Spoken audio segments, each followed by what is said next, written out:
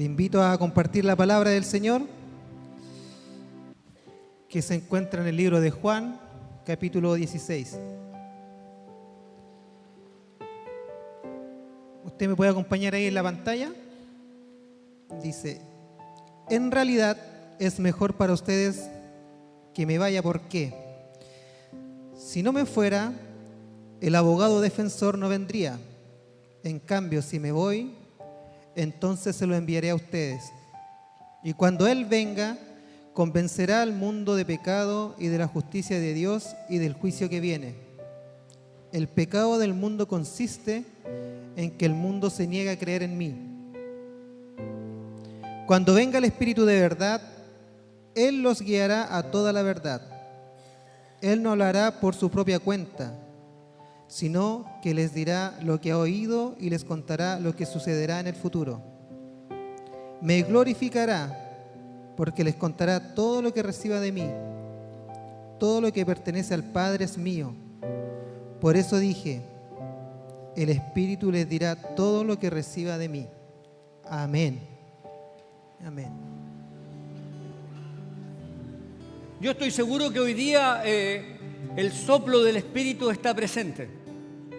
¿Saben lo que hablo, no? Bueno, puedes mirar atrás, hay 2 ventiladores y aquí adelante hay 2 más.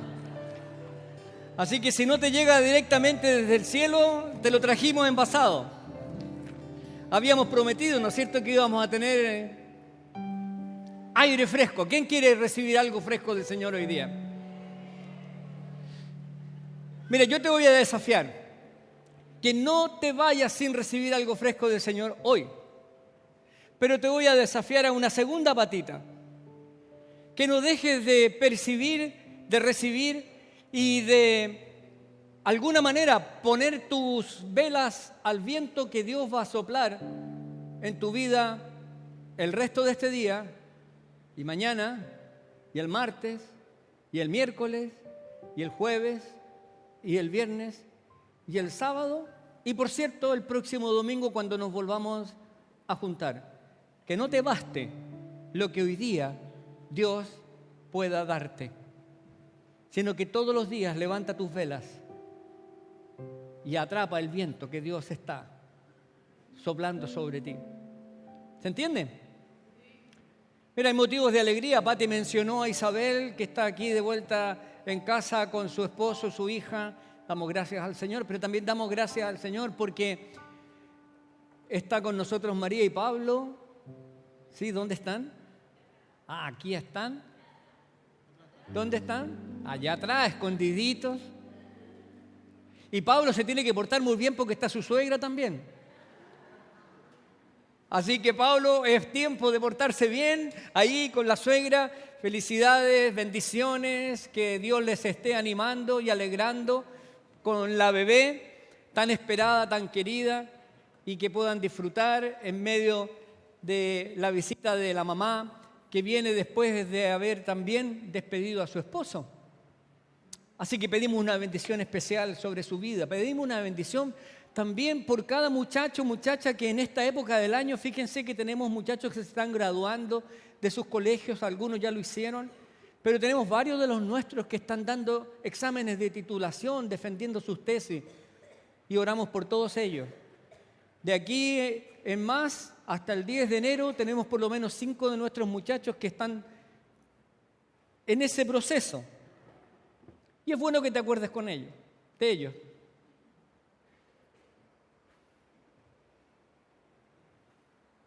¿Dónde será más seguro?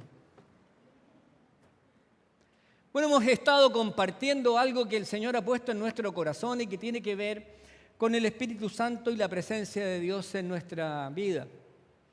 Y hoy quiero, no sé si es una continuación, el Señor le pondrá el hilo conductor a lo que vamos a compartir, pero de alguna manera el Señor me ha estado hablando y moviéndonos para que pueda compartir con ustedes acerca de la presencia de Dios en el mundo. La presencia de Dios en el mundo. Y una de las preguntas o una de las cosas que muchas personas no creyentes en nuestras relaciones, en nuestros amigos, en nuestras conversaciones, en trabajo, que nos hacen preguntas y se plantean muchas veces lo siguiente. No sé si te ha ocurrido que esas personas, cuando saben, sobre todo si somos creyentes, nos preguntan, ¿dónde está Dios? O nos preguntan, ¿dónde está Dios en medio de tanto sufrimiento? ¿Dónde está presente tu Dios en medio de tanto dolor, de tanta miseria? ¿Dónde está Dios? Yo no sé si te ha pasado, pero normalmente, con frecuencia, más seguido de lo que yo quisiera, las personas me preguntan eso. Y particularmente los agnósticos o los ateos me preguntan, ¿dónde está Dios? ¿Dónde está Dios en medio del dolor, de la miseria, del sufrimiento, de la pobreza? ¿Qué pasa con la presencia de Dios en este mundo? No sé, a lo mejor algunos de los que estamos aquí incluso se han hecho esa pregunta porque están pasando por una situación especial en su vida y ustedes dicen, ¿y dónde está Dios? ¿Por qué permite que yo esté sufriendo? ¿Por qué permite que yo esté viviendo esta área miserable de mi vida, este dolor? Y sobre eso quiero compartir hoy día, teniendo en perspectiva lo que hemos compartido los domingos pasados. Ahora, no tengo en esta ocasión el texto bíblico sobre el cual hacer una exégesis o una interpretación para poder explicar, y voy a ocupar 3 pequeños textos que son conocidos de todos nosotros. Uno está en el libro de los Hechos, otro está en el Evangelio de Juan, y el tercero está en la epístola del apóstol Pablo a los Corintios, la segunda epístola del apóstol Pablo. Y Hechos dice lo siguiente. Hechos dice, Dios no habita en templos hechos de manos humanas. El apóstol Pablo está en Atenas cuando dice estas palabras. Está allí en el lugar donde estaban representados todos los dioses de la cultura griega. Y él está predicando allí y él le dice a toda esa audiencia, Dios no habita en templos hechos de manos humanas. Y yo sé que tú lo sabes, pero te quiero decir, y te lo quiero volver a recordar, Dios no habita en este lugar. Es hermosa nuestra iglesia, ¿no es cierto? Pero Dios no habita en este lugar. Este lugar nos permite reunirnos, nos permite adorarlo, nos permite estar juntos, nos permite ser familia, nos permite tener un tiempo de comunión. Pero Dios no habita aquí. Cuando nos vayamos, Él no se queda solo. ¿Sí? Ok. Bueno, el segundo texto, como les decía, está en el Evangelio de Juan, y en el Evangelio de Juan dice estas palabras. Dice, el Verbo se hizo carne y habitó entre nosotros. Un pasaje conocido, pertinente para la fecha que estamos enfrentando. Y el tercer texto está en 2 Corintios 6:16 y dice, vosotros, dice el apóstol Pablo, y se está refiriendo a ti y a mí en el día de hoy, se está refiriendo a los que estamos aquí. Ustedes, dice el apóstol Pablo, vosotros sois templo del Dios viviente. Con estos 3 textos en la mente, con estos 3 textos en nuestro corazón, con estos 3 textos a la vista, que son los que han inspirado la reflexión del día de hoy, yo he titulado esta reflexión como la presencia de Dios en el mundo. Y de eso quiero hablar con ustedes. La presencia de Dios en el mundo. Ahora, si nosotros nos acordamos la Biblia, que solemos leer, sea impresa o sea digital, cualquiera sea, comienza en un libro que se llama Génesis y finaliza en un libro que se llama Apocalipsis. Hay 66 libros en la Biblia, desde el Antiguo al Nuevo Testamento. Ahora, lo que yo veo es que al inicio, en Génesis, y al final, en Apocalipsis, encontramos algo en común. Al comienzo de la Biblia, del relato de la Biblia, en Génesis, que es el primer libro de la Biblia, vemos que Dios habla de la presencia de Dios, de su presencia en medio de las personas. En este caso, solo estaban Adán y Eva. Al comienzo de la Biblia, entonces, en Génesis, nos habla de que Dios estaba presente en Adán y Eva.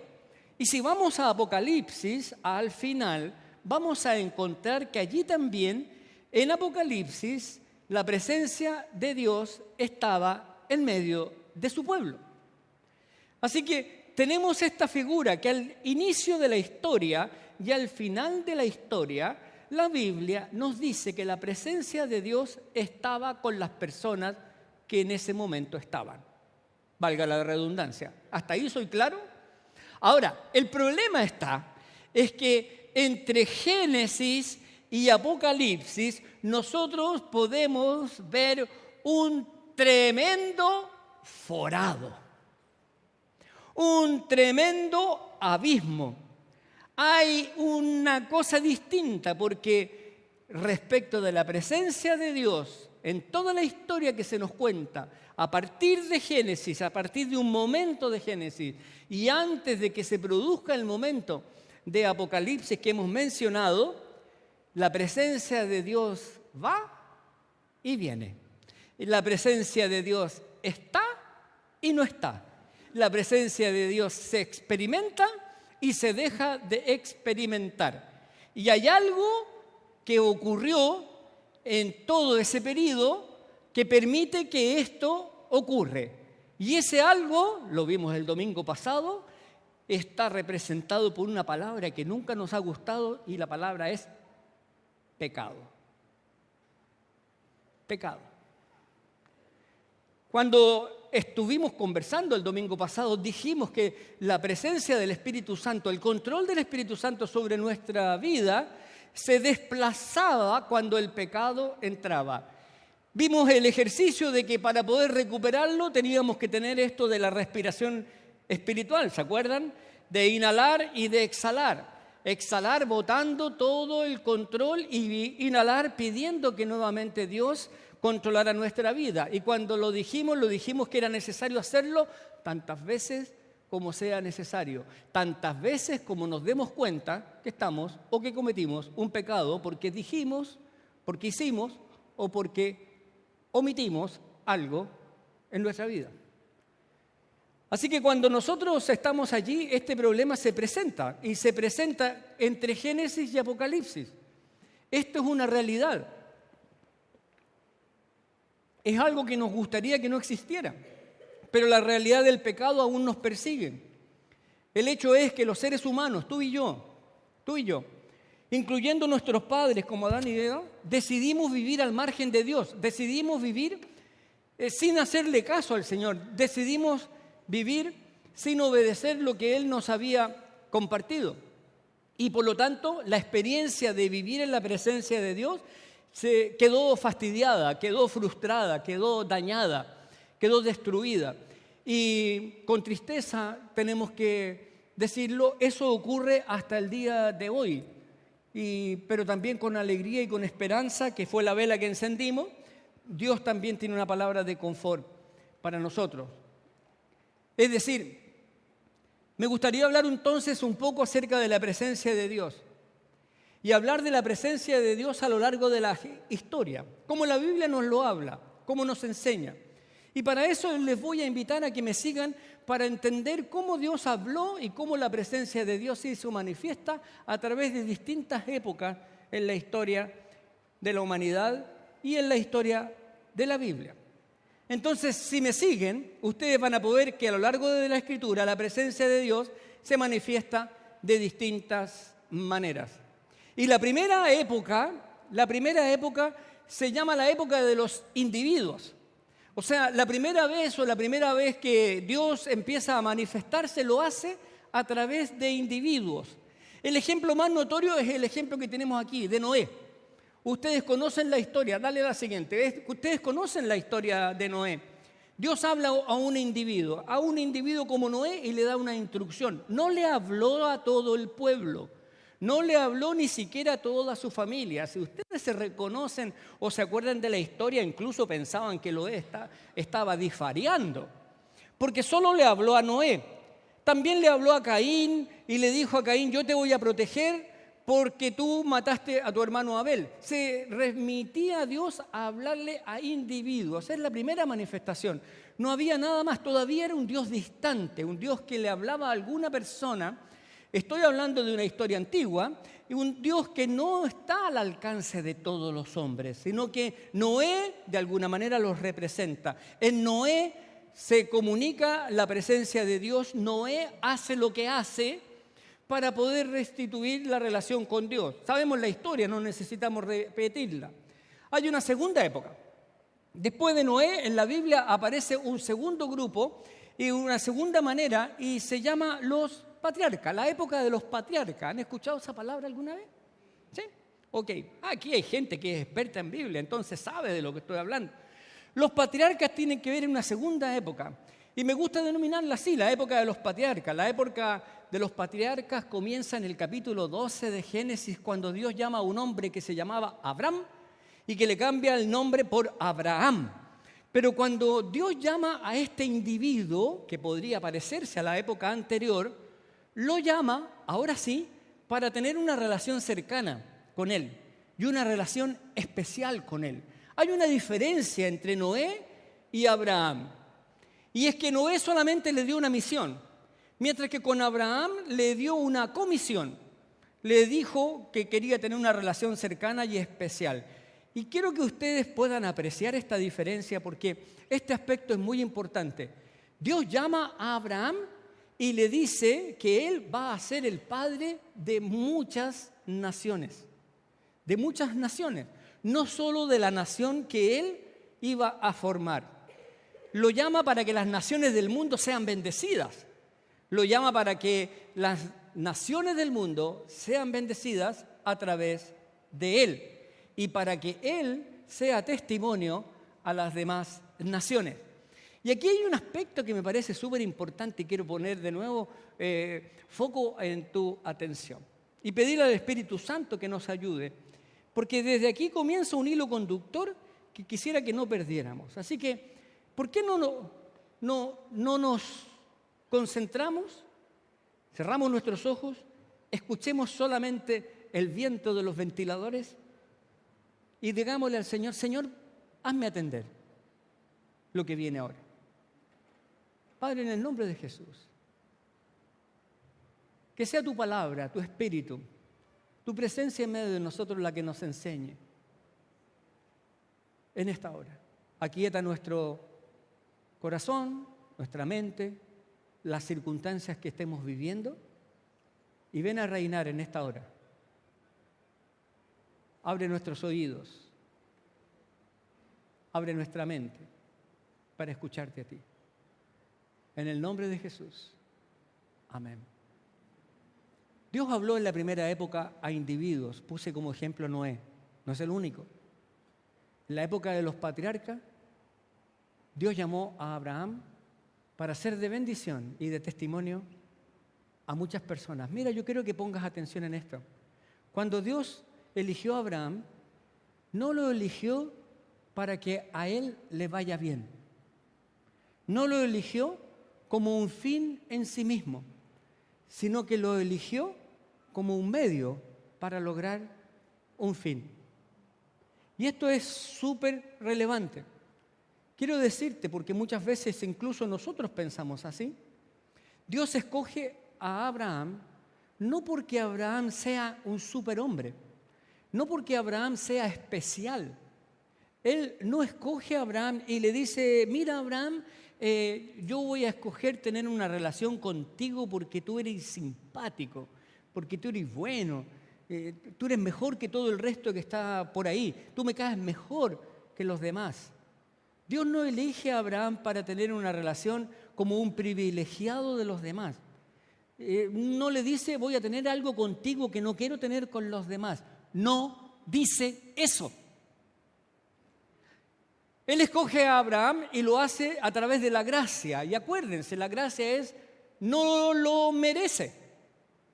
Dios escoge a Abraham a pesar de que Abraham no merece ser escogido. Y lo escoge para que Abraham sea de bendición al resto de la gente. Pueda ser de bendición al resto de las naciones. Ni siquiera el objetivo de la elección es solo para que él sea bendecido. No, te voy a bendecir, pero para que seas de bendición. Te voy a bendecir para que seas de testimonio a las demás naciones. No tiene que ver contigo. Me detengo en esto porque a veces pensamos que todo tiene que ver con nosotros, ¿sí o no? Y que si estamos aquí es porque somos mejores que los que no están aquí. Bueno, La elección de Dios siempre, y sigue siendo, siempre es un medio para la consecución de un fin. Me gustaría resaltar ese aspecto. Me gustaría resaltar que son y es de bendición para las demás naciones. Mira, eso piénsalo en tu vida, piénsalo en tu familia, piénsalo en tu patria. No sé si leíste por ahí que esta semana hubo todo un seminario de grandes economistas que vinieron a Chile y se movieron a un nivel. Entre ellos había un ex premio Nobel. Y este premio Nobel dijo, Chile debería ser la capital financiera de América Latina. El Shanghái de América Latina, dijo. Y me llamó la atención el artículo en el diario. Entonces entré, lo leí y dije, lo que está pasando es que ustedes no se la creen. Ustedes pueden ser de bendición no solo para su país, toda la parte financiera de este país puede ser de bendición para ser un centro financiero para toda América Latina. Pero tienen una banca y una economía que solo les basta para ustedes estar bien, pero no son capaces de que ese bienestar lo puedan transmitir a las demás naciones. ¡Qué duro! Qué duro que nos digan como país que tenemos un potencial y que solamente lo estamos aprovechando para nosotros y que no estamos bendiciendo a los demás. A Abraham Dios le dijo, te voy a bendecir, pero para que seas de bendición y de testimonio a todas las naciones. ¿Cachan el nexo? ¿Ok? A veces nos conformamos con nosotros estar bien.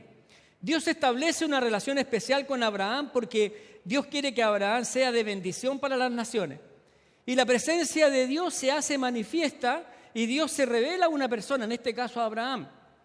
Y este señor constituye el inicio de la época de los patriarcas. Entonces el resto empieza a hablar del Dios de Abraham. Y continúa después hablando del Dios de Isaac. Y después continúa hablando del Dios de Jacob. E incluso algunos añaden también el Dios de José. Ya es un Dios de patriarcas y toda la época de los patriarcas está representada justamente por Abraham, Isaac, Jacob y José. Dios todavía no se ha manifestado ni se ha convertido en un Dios que es accesible a toda la humanidad. Cuando hablan de Dios, los demás siempre se remiten, yo creo en el Dios de Abraham, de Isaac, de Jacob y de José. Bueno, creo que tenían los patriarcas una visión distinta de la que tenemos nosotros. Nos cuesta interpretar cómo ellos conocían y se relacionaban con Dios cuando estamos hablando de 2.000, 3.000 y hasta 4.000 años atrás. Entonces, probablemente la visión de Dios que ellos tenían era distinta, limitada o sesgada respecto de la visión que tú puedes tener hoy día. Así que tenemos en primer lugar la época de los individuos, en segundo lugar la época de los patriarcas y la tercera época tiene que ver con la época de Israel. Cuando finalmente Dios permite que se forme una nación y esta nación es la que va a llevar, como quien dice, la presencia de Dios. La nación es la nación de Israel. La nación es la nación que al inicio formó Abraham, que continuó con Isaac, que continuó con Jacob, que continuó con José, con toda la historia de la ida al desierto y la vuelta hasta ser establecidos en la tierra prometida. ¿Para qué? Nuevamente, la elección de Israel como un pueblo es una elección por gracia, no porque era el pueblo más lindo. A veces creemos que nosotros somos más lindos que los que están afuera. No, mira, Dios le dice, chicos, no los elijo porque ustedes sean los mejores, porque ustedes son lo peor de lo peor. Y lo puedes buscar en la Biblia, no estoy inventando, estoy haciendo una paráfrasis, sí. Pero les dice eso, no los estoy eligiendo porque ustedes sean bonitos, porque estén de moda. Ustedes son lo peor de lo peor. Yo los he escogido por gracia, no se merecen nada. Para que ustedes, como nación ahora, no a través de los patriarcas, no a través de los individuos, como nación, ustedes puedan, miren, de nuevo, ser de bendición y de testimonio a las demás naciones. ¡Wow! ¿Cómo se repite lo que le dijeron a los anteriores? Se repite ahora en el pueblo. Y quiero ir rápido porque quiero que tú te des cuenta cuál es el hilo conductor. Tú tienes que ser de bendición. Vamos a la foto, vamos a la siguiente. Ahí está. de bendición en este caso, bendición y testimonio. Mira, bendición y testimonio. De la misma manera como lo recibió Abraham, como Abraham fue escogido para bendecir y para dar testimonio, el pueblo de Israel también. Ahora, lo interesante de esta tercera época, acuérdense, la primera solamente con los individuos, la segunda siempre en referencia a los patriarcas y la tercera ahora en referencia a un pueblo. La presencia de Dios durante la vida de ese pueblo, ahí están las historias de David, la historia de los profetas, la historia de otros reyes, la historia de la división del reino, la historia cuando se van esclavos, cuando desaparecen por los asirios o se van donde Nabucodonosor, este hombre que los invitó a comer y se los dejó ahí. Toda esa historia tiene que ver con esta época. Dale a la siguiente, por favor. Estaba allí y toda la presencia de Dios estaba concentrada en dos lugares. Había que ir a un lugar para escuchar a Dios. Al principio era el tabernáculo, ¿se recuerdan de eso? El tabernáculo era una tienda de campaña que se iba trasladando con el pueblo a donde el pueblo fuera. En el tabernáculo estaba la Shekinah. En el tabernáculo se manifestaba la gloria de Dios. En el tabernáculo la presencia de Dios era algo evidente, hasta que en la época de David aparece el proyecto de construir un templo y Salomón, el hijo de David, logra construirlo. En la imagen de arriba está el templo de Jerusalén. Y cuando el templo de Jerusalén es construido, dice la palabra que la gloria de Dios llenó el templo. Hay pasajes de profetas como Isaías que lo llenó desde las puertas hacia adelante, todo completo, y no cabía nada más que la presencia de Dios. Pero me gustaría que vieran algo interesante. Dios habita en medio de su pueblo, pero la presencia de Dios se hace manifiesta en un punto, en un lugar geográfico. Ese lugar geográfico en esta época de la historia era o el tabernáculo, y cuando el tabernáculo desaparece es en el templo. Ese templo finalmente, que es donde residía la presencia de Dios, se constituye en el santuario. Y la Biblia nos habla que no hay otro santuario. Para tú estar en la presencia de Dios tenías que ir al tabernáculo, cuando era el tabernáculo, o al templo, cuando era el templo. No lo encontrabas en ningún otro lado. ¿Están conmigo? Hasta ahí. ¿Ok? Esto puede parecer un poquito técnico y árido, pero es importante que lo entendamos. Lo interesante es que cuando Israel tenía la presencia de Dios en medio de ellos, lo que sabemos por medio de la Escritura es que aún estando allí la presencia de Dios en esos dos lugares, según la época de la historia, Israel no cumplió la tarea de ser de bendición y de testimonio, porque dice que se hizo idólatra como las demás naciones. ¡Wow! Perdió la tarea, perdió la visión. Mira, en Ezequiel incluso llega a decir que llegó un momento en que la gloria de Dios abandonó el templo. La carcasa quedó, la estructura quedó, la alianza del pacto estaba incluso allí. Pero la gloria de Dios se fue de ese lugar. La presencia física de Dios abandonó el templo. ¿Cuáles fueron las consecuencias de eso? Ustedes saben la historia. Las consecuencias, ya el tabernáculo no existía y el templo de Jerusalén fue destruido. Pasaron mucho tiempo, porque no solo fue destruido, sino que el pueblo fue llevado cautivo. Y pasó mucho tiempo hasta que en la época de Ageo, el pueblo vuelve, algunos vuelven a Jerusalén a reconstruir el templo. Otra partida, otro grupo de emigrantes desde las tierras de Babilonia llegan para construir las murallas de la ciudad. Ustedes recordarán en la historia de Nehemías. Pero en Ageo se ve cuando se reconstruye el templo. Y ese templo finalmente es hermoseado por Herodes. Es reparado y reconstruido por Herodes, ya en la época de Jesús, en ese templo, el mismo que está ahí en la fotografía, es donde Jesús estuvo. Y ese mismo templo es el que finalmente es destruido por los romanos, el templo de Jerusalén. Permítanme hacer un resumen, con tanta información que les he compartido.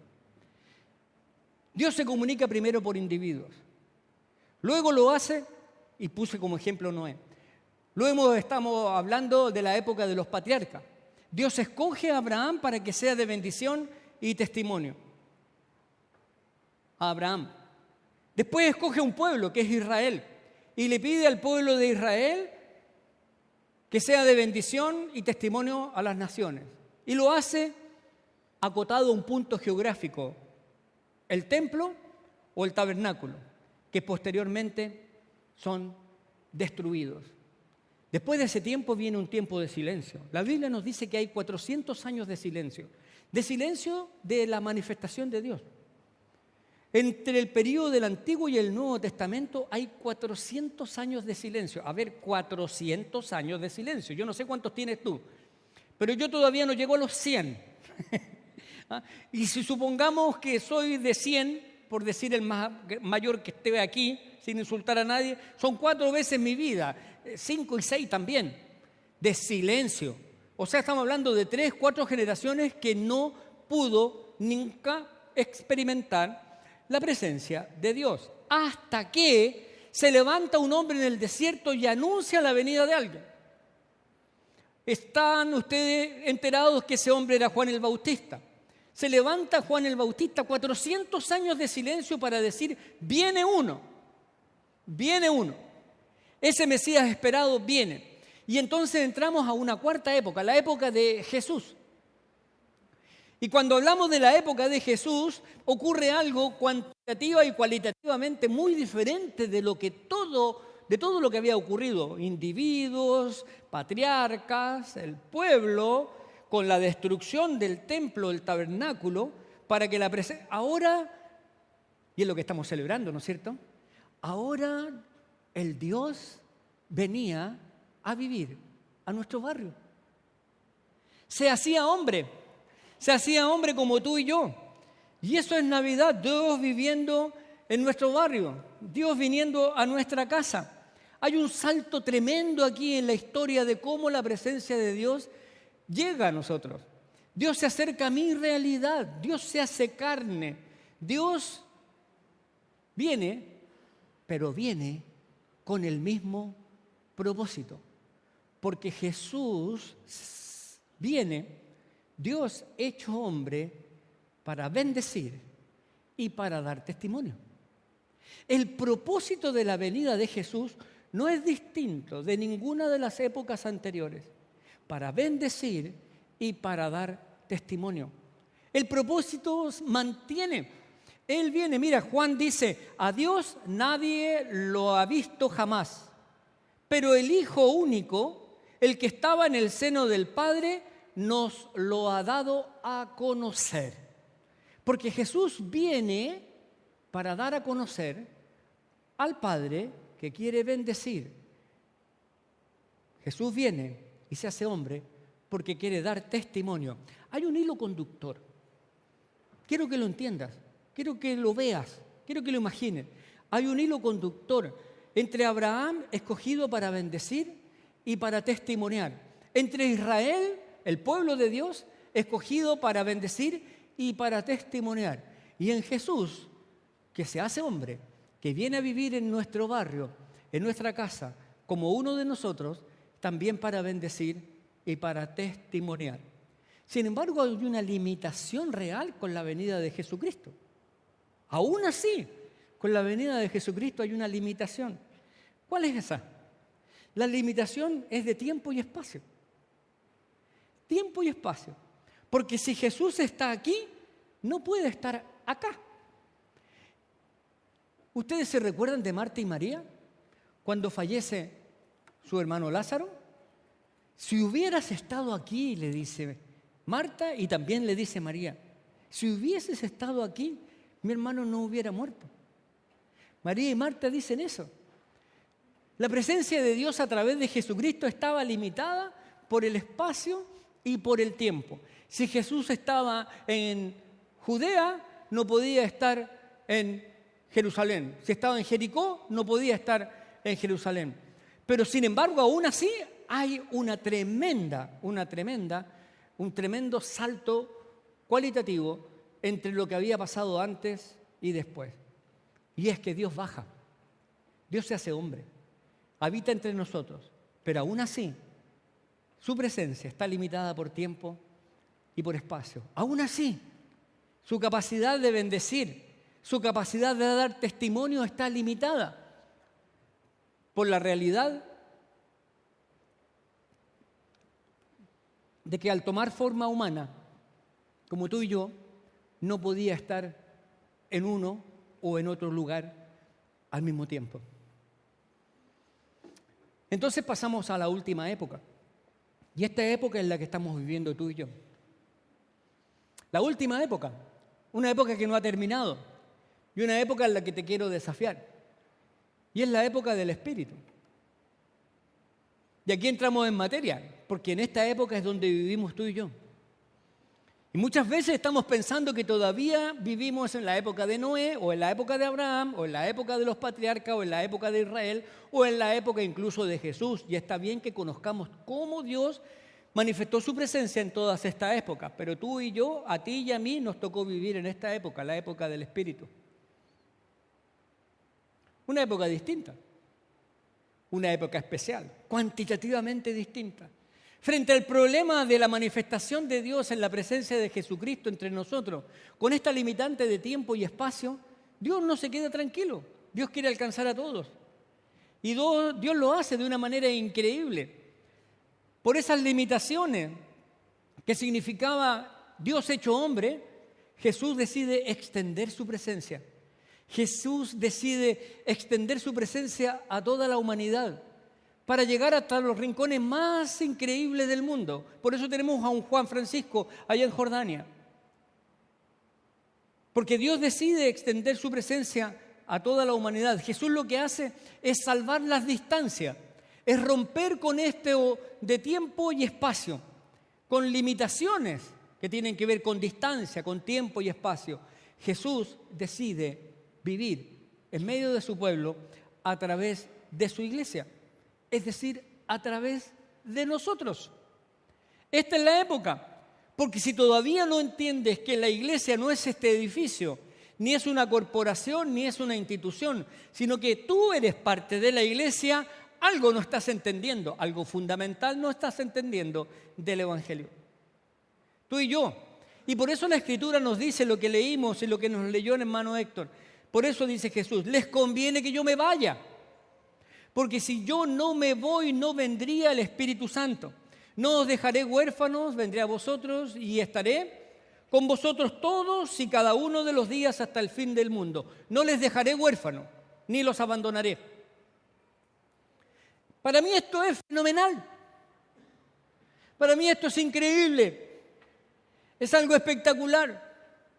Amo la vida de Jesús, amo los evangelios, me encanta ver a Jesús cómo caminaba entre su pueblo, me encanta imaginarlo cómo entra a mi casa, cómo viene, se hace hombre, cómo camina con mis propios pies, cómo Él empatiza con cada una de mis luchas. Amo a Dios hecho hombre que puede experimentar todo lo que yo experimento.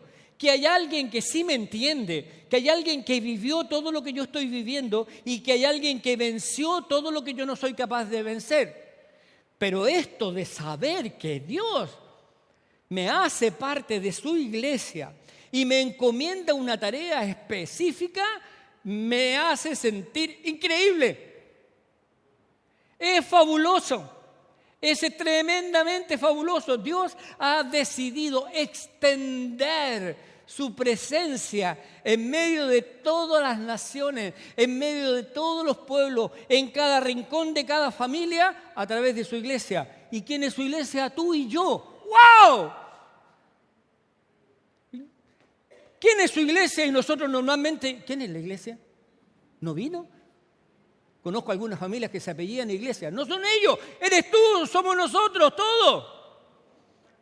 Pero ¿cómo? Si te miras al espejo y tú te ves lo que eres. Sí, aún así. Feíto, gordito. Hablé masculino, ¿ah? Porque no hay feitas ni gorditas. Son feitos y gorditos. No porque nosotros seamos campeones, no porque nosotros seamos los mejores. Es por pura gracia. Pero Dios ha elegido a sus hijos para ser usados por Dios y extender la presencia de Dios. No sé si vas cachando para dónde vamos. No yo, la palabra.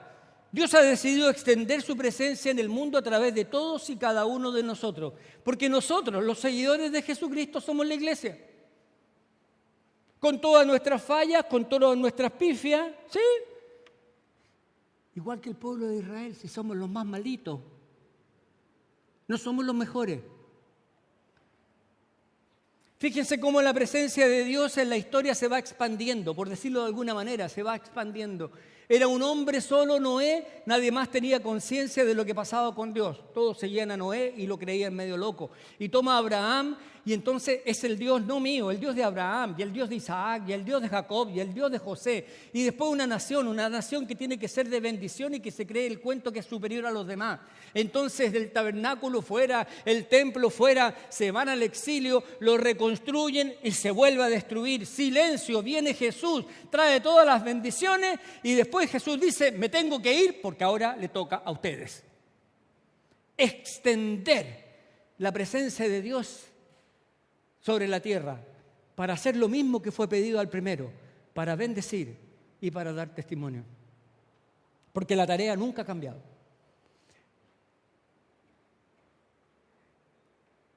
Desde el momento que perdimos la presencia de Dios en el Génesis, hasta el momento que la recuperemos en el Apocalipsis, han pasado todas estas cosas.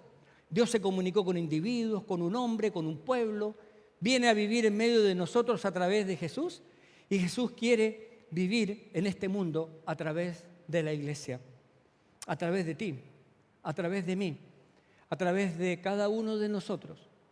El Espíritu de Jesús, el Espíritu Santo, el Espíritu de Dios, sinónimos, todos ellos, quiere vivir en ti y en mí con el mismo propósito, bendecir y testimoniar. Bendecir y testimoniar. ¿Puedes pasar la siguiente, por favor? Fíjense que es un salto brutalmente cuantitativo y cualitativo.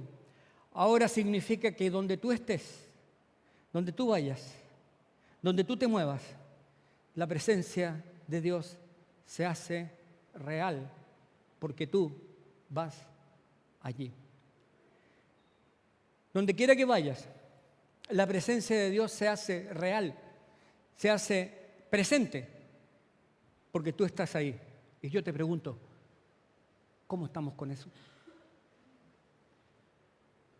Como diría el guaso, ¿cómo te queda el poncho? ¿Cómo estamos cuando el Señor hoy día, 16 de diciembre del 2018, te dice, donde tú vas, si eres seguidor de Jesús, si Jesús está en tu vida, donde tú vas, la presencia de Dios se hace manifiesta? Creo que en algún momento, y no estoy pensando en nadie, a los seguidores de Jesús, esto se nos olvidó. Donde tú y yo vamos, donde cada uno de nosotros estamos, donde nos hacemos presentes, llevamos a Dios con nosotros. Y siempre con el deseo de Dios, con la tarea de Dios, con la misión de Dios, de bendecir y de testimoniar. De bendecir y testimoniar. Lo cual quiere decir que en tu familia, en tu trabajo, en tus estudios, en tus vecindarios, en todas las relaciones que tienes establecidas, en toda la red de contacto que tú puedas construir, Dios se hace presente a través tuyo. ¡Wow! Entonces cuando te pregunten, vuelve al principio, vuelve a la primera pregunta. Cuando alguien se acerque a ti, un agnóstico, un ateo, alguien que te quiere hacer mover el piso y te dice, ¿y dónde está tu Dios? ¿O dónde está Dios en medio de este dolor, en medio de esta pobreza, en medio de este mundo corrupto, en medio de esta familia destruida, en medio de las relaciones entre esposo y esposa, padres e hijos, jefe y empleado, en medio de las naciones? ¿Dónde está tu Dios? ¿Dónde está tu Dios? Entonces sí, entonces es cuando hay esa pregunta, nosotros tenemos que entender que Dios está presente en la medida que tú y yo estemos presentes, que tú y yo como iglesia estemos presentes. Y yo te pregunto, ¿dónde estamos? ¿Estamos esperando que venga quién? ¿Algún papa canuto? ¿Algún superobispo? ¿Algún superarcángel? Que se abran los cielos. ¿Dónde estamos cuando hay una persona que sufre? Cuando hay una persona que llora, cuando hay una persona que tiene hambre, cuando hay una persona que está siendo abusada, cuando hay una persona corrupta, cuando tenemos que decir no, cuando tenemos que decir sí. ¿Dónde estamos? Qué linda es la Navidad. Todos estamos esperando regalos, ¿no es cierto? Y la verdad es que estamos llamados no para recibir regalos, estamos llamados para dar regalos. Y no cuestan ni un peso. Porque no es de esto lo que se trata. Bendición y testimonio. Si Dios está presente, es porque tú estás presente. Hoy, siglo XXI, 2018, Viña del Mar, si Dios no está presente en algún lugar, es porque los hijos de Dios, no solamente nosotros, todos los hijos de Dios se congreguen donde se congreguen, no estamos presentes. ¿Están conmigo?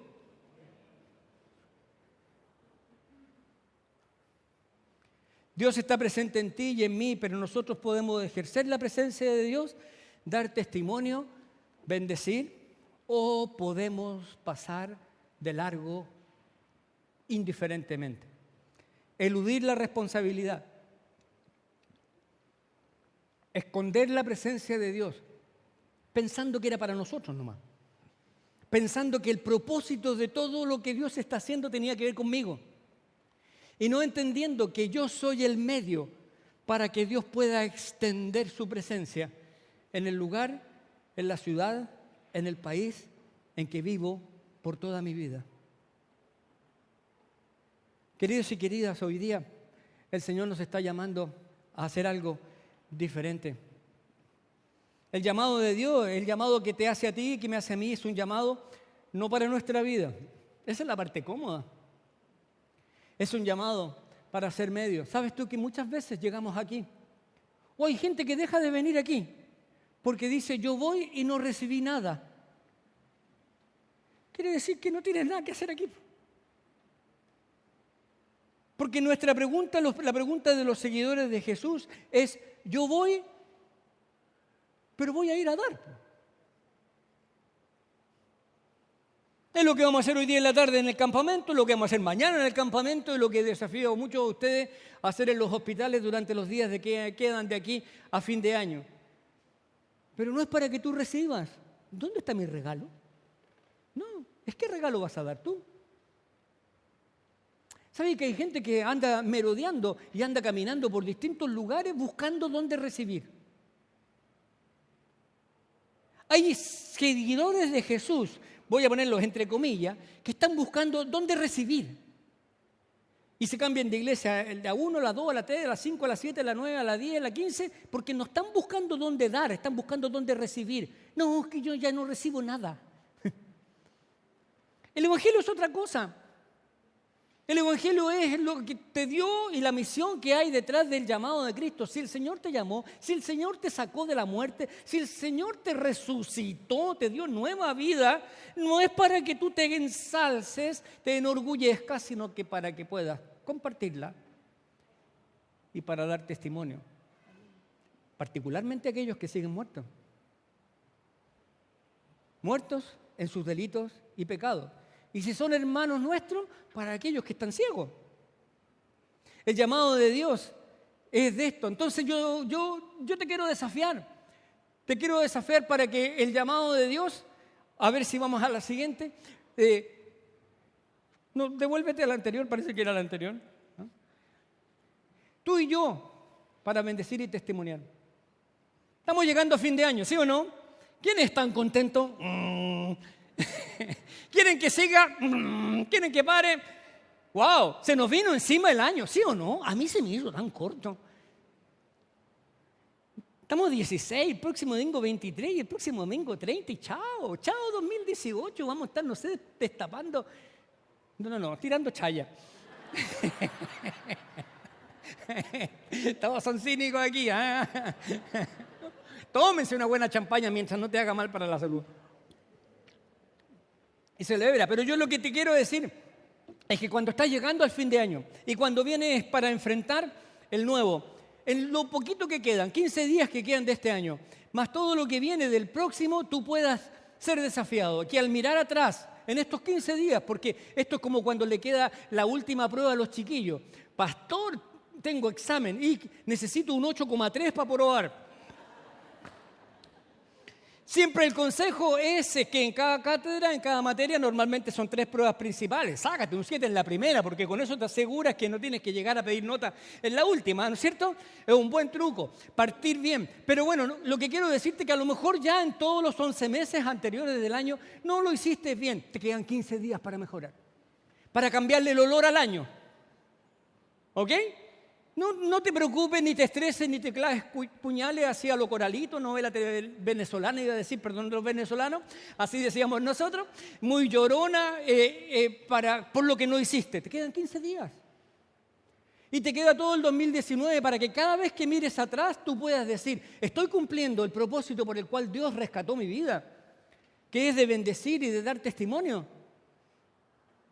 Porque el llamado de Dios es un llamado para bendecir y para dar testimonio. Ahora te lo digo de otra manera. Si lo miras atrás y ves que tú hiciste algo, vaya qué interesante año se está yendo, o vaya qué interesante año estoy empezando a construir. ¿Has hecho de este año un año en donde has añadido valor a la vida de la gente que está a tu alrededor? ¿Le has dado más valor a tu esposa en este año? ¿A tu esposo? ¿Has añadido valor? ¿Has añadido dignidad? ¿Has añadido oportunidades a las personas que están cerca tuyo? Es un año, en estos 15 días, no podrá ser un año en donde, con todas las oportunidades que tú tienes para relacionarte con personas, tú puedas bendecirlos y darles valor, darles dignidad, mostrarles afecto, respeto. ¿O eres una carga?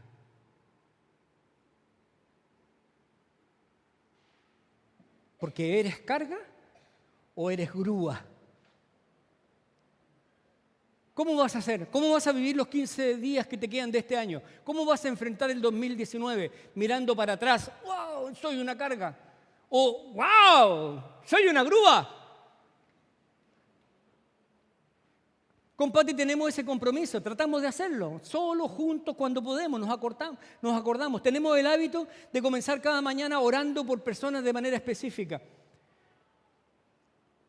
Y orar consciente para que las relaciones que nosotros tenemos, las conversaciones que podamos tener con las personas, las consejerías, cuando nos encontramos en momentos de diversión. Ayer estaba jugando taca-taca con unos chiquillos. A mí me encanta. En cualquiera de esos momentos del día podamos ser de bendición.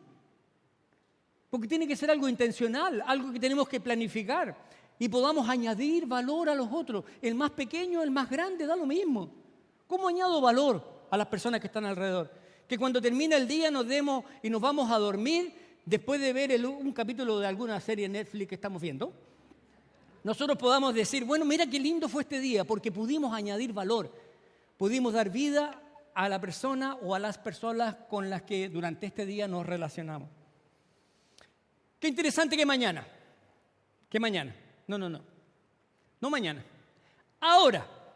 Qué interesante es que ahora, justo cuando salgamos de ahí, porque ahí empieza la prueba, esa puerta que está ahí vigilando Jorge con Danae, que están como guardias serafines del cielo ahí. Qué interesante es que hoy día, cuando traspasemos esa puerta, nosotros no dejemos la presencia de Dios olvidada y la llevemos con nosotros para bendecir. Y la hagamos visible. Porque créeme, si dejamos que el Espíritu Santo nos controle, y si nos controla, quien nos controla determina lo que nosotros hacemos, pero si dejamos que el Espíritu Santo nos controle, entonces vamos a poder ser de bendición y dar testimonio. Pero si lo neutralizamos, si lo echamos a un lado y tomamos nosotros en control, la gente también se va a dar cuenta.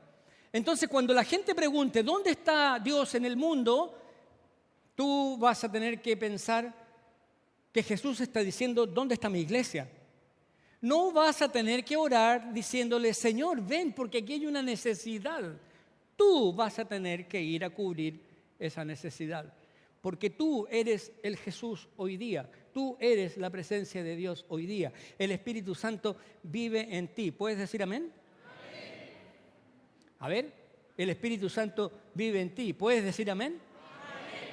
Pero créetelo. Créelo. Horacio, créetelo. Porque te lo han dicho toda tu vida. Pero no siempre estás consciente de que el Espíritu Santo es el que tiene que tener el control. No siempre estás consciente y a veces es más cómodo tirarlo a un lado. Créelo. Hoy podemos hacer visible la presencia de Dios en medio de donde vayamos. Y la pregunta, ¿estás añadiendo bien? ¿Estás añadiendo valor? ¿Estás siendo de testimonio? ¿Estás dignificando las vidas de las personas que están ahí? Porque cuando dijo Jesús que tú eras tu iglesia, te está diciendo, tú eres mi embajador, tú eres mi agente, tú eres mi representante, tú vas en mi nombre, tú eres mi siervo, tú eres el esclavo. Wow, este es el reto que tengo para todos ustedes en esta mañana. Cuando acabe el año, que nosotros podamos decir, cáspita, eureka, vaya. Son palabras que yo me acuerdo que alguien inventó algo y dijo, ¡oh, eureka! ¿Se acuerdan ustedes?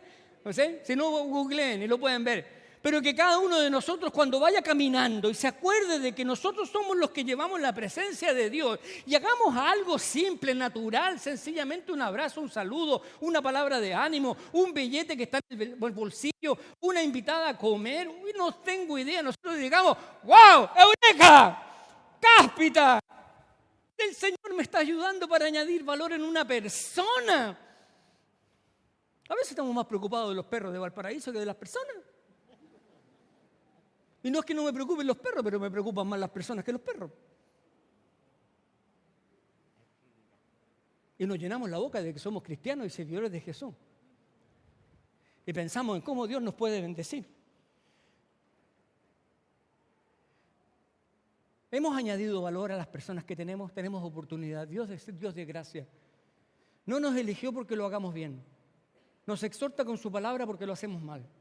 Y la invitación de hoy día, con todo amor, para ti y para mí, es que podamos añadir valor a las personas que están.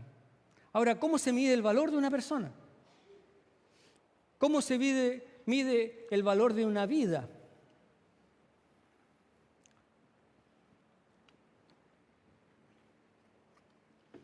Honestamente, si tú no estás añadiendo valor a las personas que están alrededor tuyo, partiendo por casa, partiendo por tu familia, por tus hijos, por tu cónyuge, por tus padres, por las generaciones pequeñas, por los que tienen menos posibilidades, tu vida se está desperdiciando. Tu vida se está desperdiciando.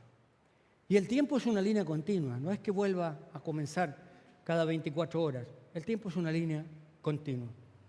Si tú no has añadido valor a otro, tu vida se desperdicia. ¿Quieres que tu vida tenga valor? Empieza a darle valor a otros. Qué triste es que la vida esté pasando y pasa más rápido de lo que nosotros pensamos. Y que con todos los años que la vida nos da, no nos damos cuenta de todas las oportunidades que Dios pone delante de nosotros para dignificar la vida de otros, para bendecir, para compartir. Y estamos tan preocupados de que nos bendigan. Estamos tan preocupados de que nos hagan nanay a nosotros. Estamos tan concentrados en nuestro dolor, en nuestra pena, en nuestro afán, y perdemos las oportunidades de ayudar a otro. Si Dios nos dio esta tarea, yo estoy seguro que Dios dijo, ocúpense ustedes de llevar mi presencia donde quieran que vaya. Amén. Y yo, dice el Señor, me ocuparé de ti.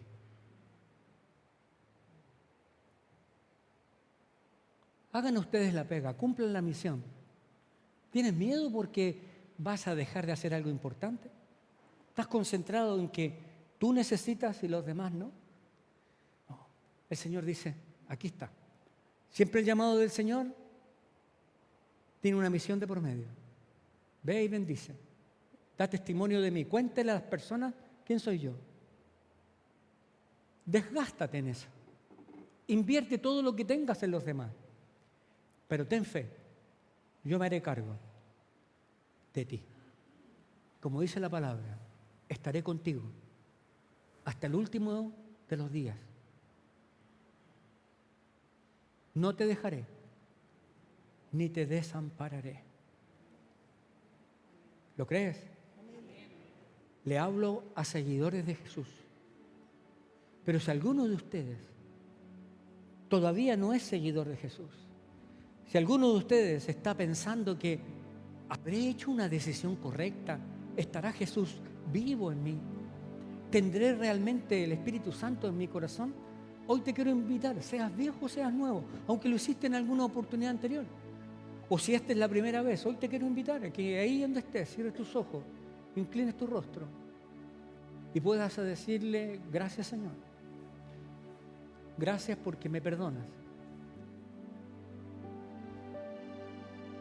Gracias porque en medio de todas las dificultades y en medio de todos los dolores, hoy puedo confiar en ti.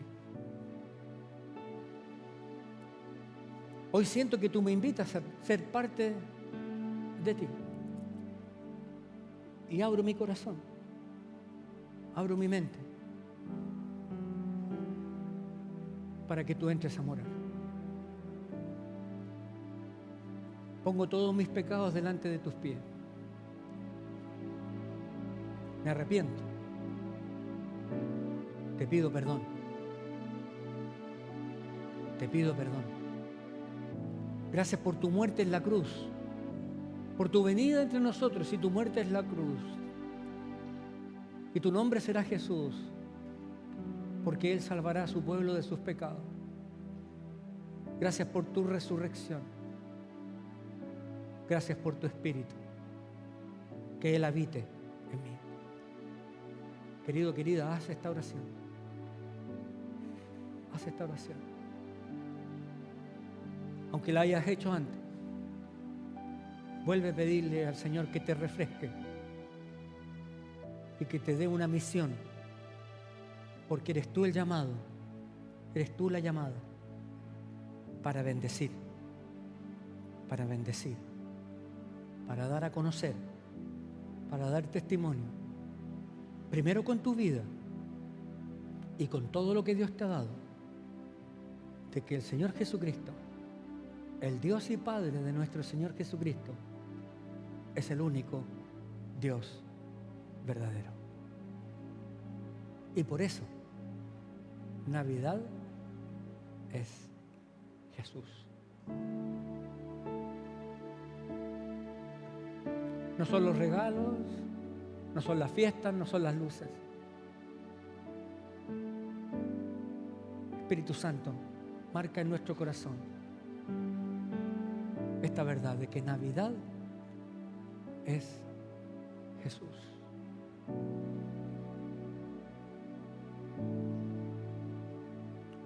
Navidad es Jesús. Vamos a cantar una canción.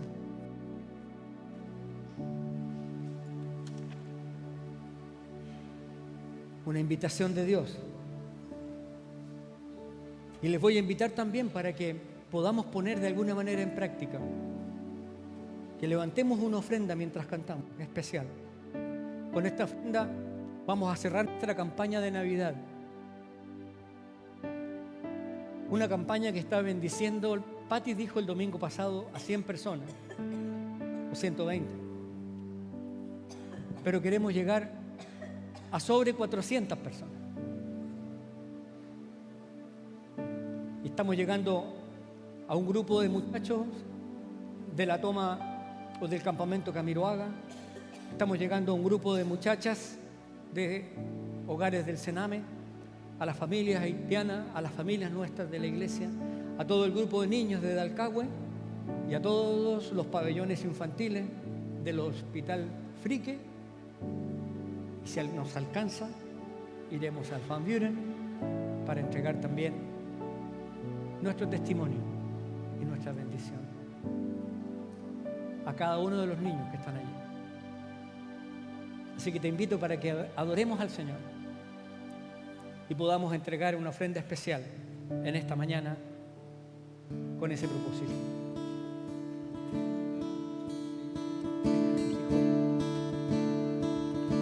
Vengan sus hijos, todo su pueblo, al Señor. Canten con gozo, dancen alegres hoy, sin temor, sin temor. Vengan sus hijos, todo su pueblo hoy, al Señor. Canten con gozo, dancen alegres hoy, sin temor. Él pondrá su favor eterno. Él pondrá su temor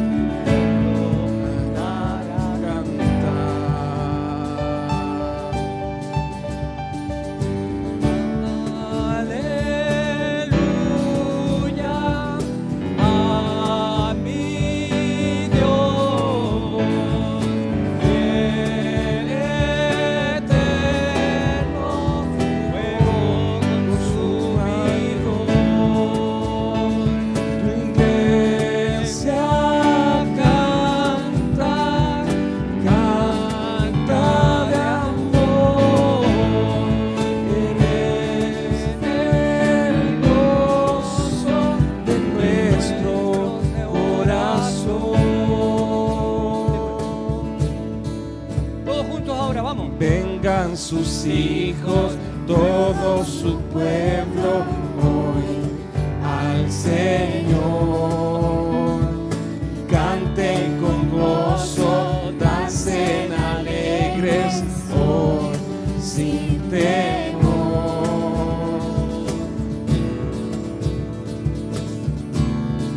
Él pondrá su favor eterno. Él pondrá su temor sobre su pueblo para cantar. Aleluya. Aleluya a mi Dios, que el eterno fuego consumidor. Tu iglesia canta, canta de amor. Eres el gozo de nuestro corazón.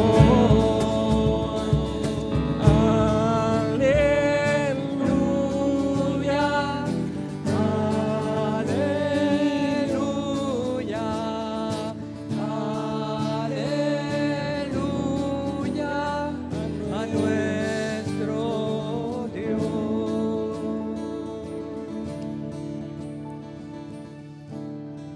No te olvides, el próximo domingo nos juntaremos a las 6 de la tarde, ¿ok? Para los que llegaran a las 10:30, esto es una reiteración. Para todos los demás, probablemente sea 9:02, 6:30. Llega temprano, busca dónde estacionar. Si te quieres ir temprano, no lo hagas acá, porque no vamos a apurarnos para salir. Después del servicio, tendremos un tiempo para compartir un café, un té, un rico pan de Pascua. También tendremos aquí la presentación de los niños y una cantata de los jóvenes, y participaremos todos del culto de vela. 6 de la tarde, domingo 23. No tendremos reunión en la mañana, ¿ok? ¿Sí? ¿Estamos todos de acuerdo? Entonces solamente quiero pedirte que mirando al que está al lado, dile, Dios te bendiga. Dile al que está al lado ahí, Dios te bendiga. Y no, escuchen, y no permitas que tu vida sea un desperdicio. Que Dios te bendiga y no permitas que tu vida sea un desperdicio. Amén y amén.